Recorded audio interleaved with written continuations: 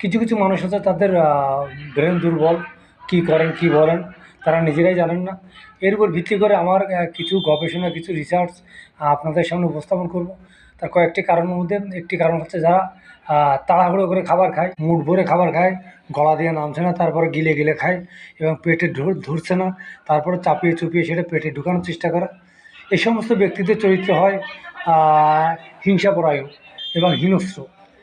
যে সমস্ত ব্যক্তিরা লোভী, অর্থাৎ খাবার দেখলেই তাদের লোভ লাগে, তাদের ক্ষুধা নেয়, তারপরে তারা খায়, এই সমস্ত ব্যক্তিরা হয় সমালোচক এবং কূটনীতিবিদ।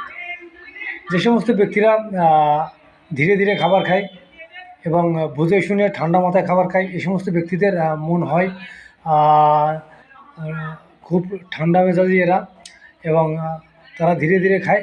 এবং এই সমস্ত ব্যক্তিদের চরিত্রগুলো হয় হচ্ছে আপনার আহ, চিন্তাবিদ এবং মেপে কথা বলেন, এবং সমাজে তারা যে কোনো একটা কাজ করার সময় ভেবেচিন্তে কাজ করেন এবং তাদের মেজাজ হয় সবসময় ঠান্ডা।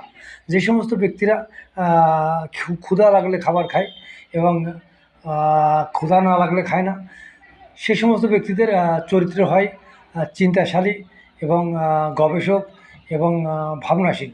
এরা সবসময় ভাবনায় থাকে, সমাজে এরা সবসময় নিজেকে আড়াল করে রাখে, কোনো ঝামেলায় জড়ান না, যে কোনো কাজ এরা ভেবেচিন্তে কাজ করে।